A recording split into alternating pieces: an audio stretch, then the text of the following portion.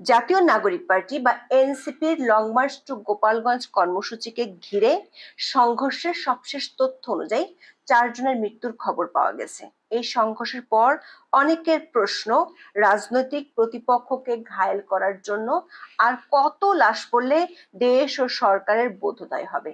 দিনভর গোপালগঞ্জের সংঘর্ষের পর সরকার প্রথমে 144 ধারা, পরে কারফিউ জারি করেছে। স্থানীয় জনতা ঘেরার মুখে সমাবেশ শেষে গোপালগঞ্জ এসপি অফিসে অবরুদ্ধ হয়ে পড়েছিল এনসিপি নেতারা। পরে বহুবার এনসিপির গালমন্দ শোনা সেই সামরিক বাহিনী হয়েছে উদ্ধারকর্তা। দর্শক, সামাজিক মাধ্যম ও রাজনৈতিক বিশ্লেষক মহলে গোপালগঞ্জের এই সহিংসতার খবর নিয়ে ব্যাপক প্রতিক্রিয়া দেখা দিয়েছে। অনেকেই বেশ কিছু প্রশ্ন তুলেছেন, যেগুলোর দেশের স্থিতিশীলতার জন্য ভেবে দেখা দরকার। অনেকে মনে করছেন গোপালগঞ্জে কর্মসূচিকে কেন্দ্র করে উস্কানিমূলক বক্তব্য দিয়ে আগে থেকেই সংঘাতময় পরিস্থিতি তৈরি করেছে এনসিপি নেতারা।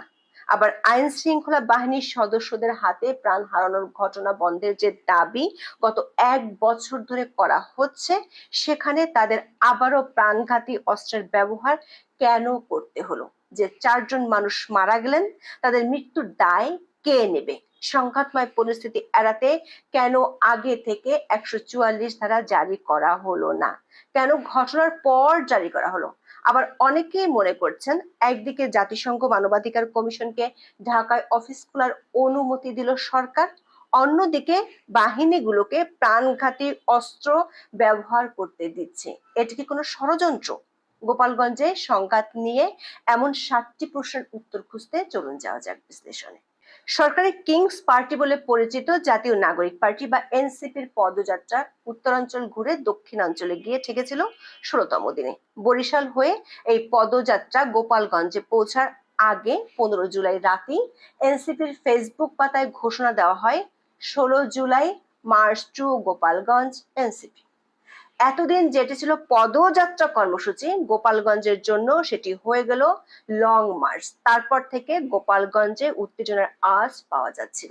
16 জুলাই সকাল থেকে দফায় দফায় হামলা, সংঘর্ষ ও গুলির শব্দে গোটা গোপালগঞ্জ শহর রণক্ষেত্রে পরিণত হয়।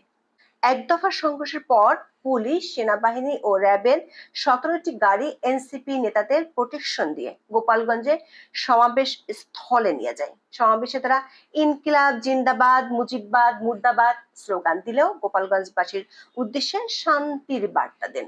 সেই সঙ্গে গোপালগঞ্জকে মুজিববাদ মুক্ত করার ঘোষণা দেন তারা। সমাবেশ শেষে এনসিপির গাড়িবহর রওনা হওয়ার পরই পৌর পার্কে হামলা হয়। পরিস্থিতি নিয়ন্ত্রণে আনতে তখন গোপালগঞ্জে এসপি অফিসে আটকে পড়েন এনসিপি নেতারা। পরে সামরিক সাজোয়া জানে করে গোপালগঞ্জ ছাড়তে হয় এনসিপি নেতাদের। সবশেষ খবর হলো, তারা গোপালগঞ্জ থেকে খুলনা সার্কিট হাউসে পৌঁছেছেন। বাংলাদেশের বেশিরভাগ গণমাধ্যমে এই হামলার জন্য কাউকে দায়ী করা হয়নি, তবে কিছু কিছু গণমাধ্যম বর্তমান অন্তর্বর্তী সরকার আমলে নিষিদ্ধ ঘোষিত ছাত্রলীগকে দায়ী করেছে।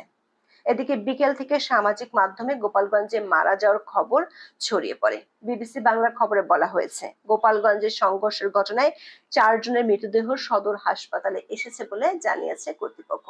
গোপালগঞ্জের 250 শয্যা জেনারেল হাসপাতালের তত্ত্বাবধায়ক ডাক্তার জীবতোষ বিশ্বাস বিবিসি বাংলাকে সন্ধ্যা 7:45টার দিকে জানান, এখন পর্যন্ত 4 জনের মৃতদেহ হাসপাতালে এসেছে। তাদের শরীরে আঘাতের চিহ্ন রয়েছে। সংঘর্ষের ঘটনায় আহত অনেকে চিকিৎসা নিলেও তাদের সঠিক সংখ্যা এখনো জানা যায়নি। সন্ধ্যা 7টার দিকে সরকারের পক্ষ থেকে জানানো হয়, গোপালগঞ্জে কারফিউ জারি করা হয়েছে। উপদেষ্টা আসিফ মাহমুদ সজীব ভুঁইয়া নিজের ফেসবুক পোস্টে বলেছেন, জীবন মৃত্যুর মতো পরিস্থিতি না হলে সাধারণ জনগণ কেউ ঘর থেকে বের হবেন না। দর্শক, শান্তিতে নোবেল বিজয়ী অধ্যাপক ইউনূসের শাসনামলে এমনিতেই মব সন্ত্রাসের জন্য দেশের মানুষের ত্রাহি ত্রাহি অবস্থা।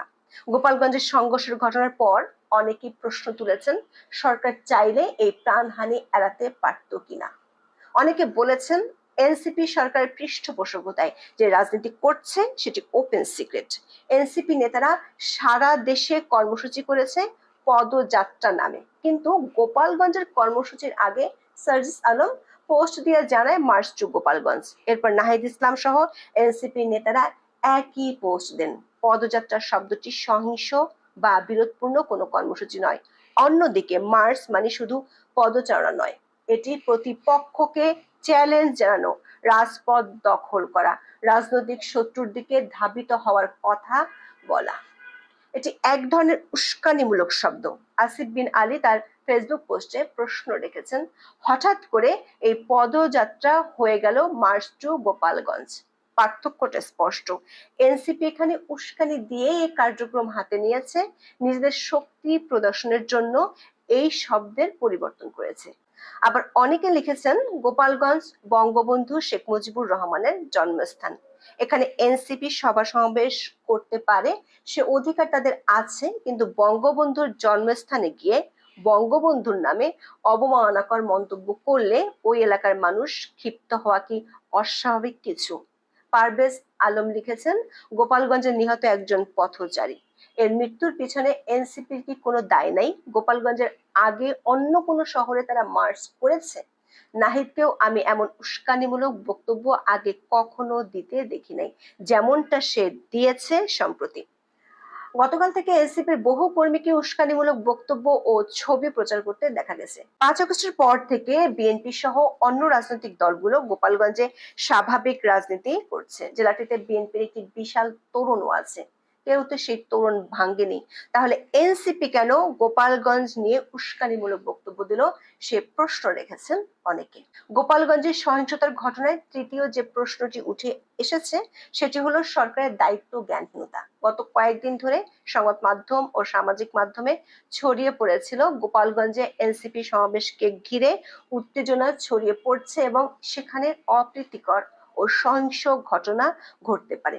এমন পরিস্থিতি তৈরি হলে বর্তমান সরকার আমলে অনেক জায়গায় আগে থেকেই 144 ধারা জারি করা হয়েছিল এবং সংশ্লিষ্ট পক্ষগুলোকে সেই কর্মসূচি পালন করতে দেয়নি।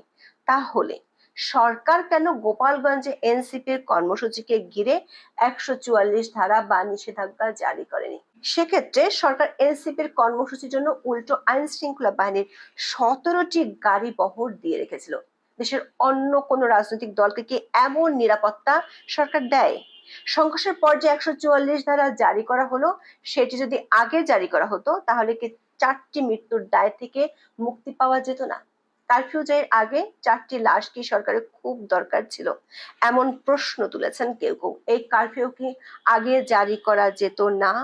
দর্শক, জুলাই আন্দোলনে সবচেয়ে আপত্তিজনক কাজ ছিল আইন শৃঙ্খলা বাহিনীর গুলি চালানো, কিন্তু বছর না ঘুরতেই গোপালগঞ্জে আইন শৃঙ্খলা বাহিনীকে সেই পুরনো বন্দোবস্তে ফিরিয়ে নিয়ে যাওয়া হলো কেন? 71 টিভিতে প্রচারিত একটি ভিডিওতে দেখা যাচ্ছে পুলিশের পাশাপাশি সেনার সদস্যরা গুলি চালিয়েছে। বিবিসি বাংলার খবরও একই